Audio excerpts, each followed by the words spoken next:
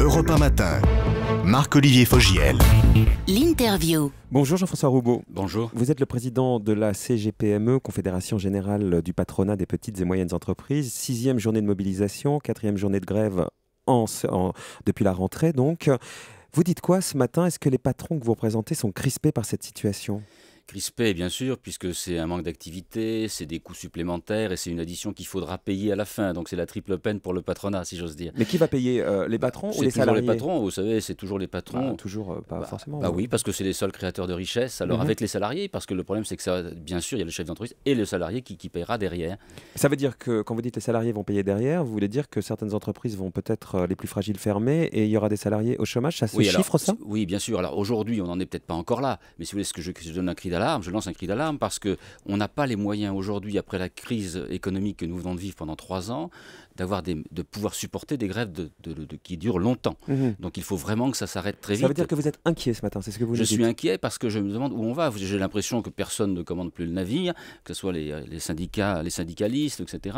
Donc je me demande où l'on va. Si vous voulez, quand vous dites personne ne gouverne le navire, vous parlez des syndicalistes, mais au niveau du gouvernement, non, excusez-moi, je vais un peu trop vite et puis c'est très tôt.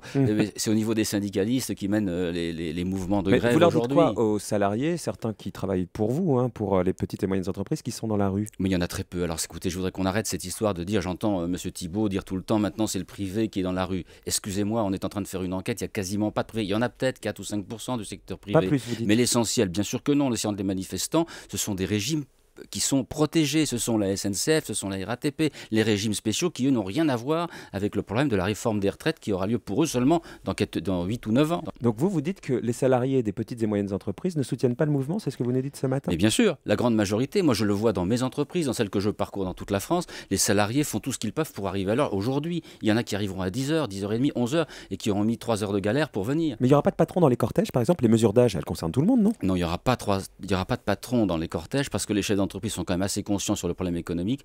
On est obligé de passer par une réforme si on veut maintenir le régime par répartition des retraites. Alors ça fait ringard de dire cela. Seulement, on a une espérance de vie de 3 mois par an supplémentaire. Donc on voit bien qu'on va vivre davantage et comment on va répartir. Là, vous dites aujourd'hui comme le gouvernement, quoi. Je dis exactement comme le gouvernement parce que j'ai travaillé avec le gouvernement sur ce problème des retraites. On a travaillé tous ensemble. Sauf que Jean-François Roubaud, 6e journée de mobilisation, 4e journée de grève en semaine, voulais-je dire tout à l'heure.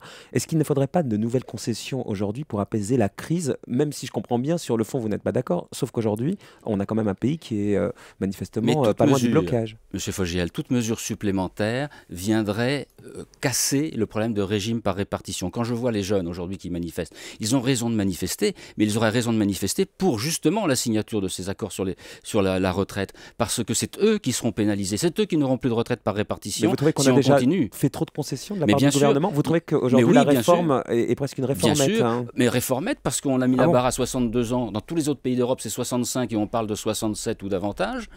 Et vraiment, on est au minimum.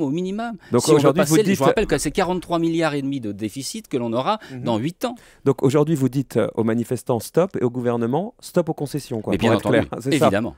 Évidemment, je le confirme, je vous le confirme. Quel est votre état d'esprit face au mouvement de grève? Je vous donne la question d'Europe1.fr, moi on l'a bien compris. En grève moi-même, exaspéré, indifférent, inquiet, solidaire.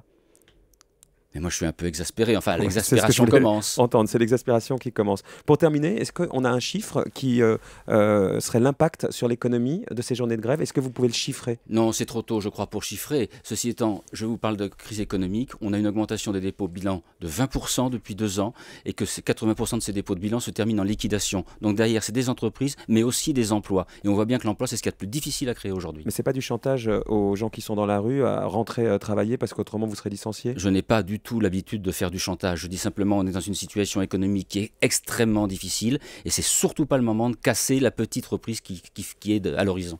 Merci Jean-François Roubaud, président de la CGPME, Confédération Générale du Patronat des Petites et Moyennes Entreprises. Merci. Dans un instant, le quart d'heure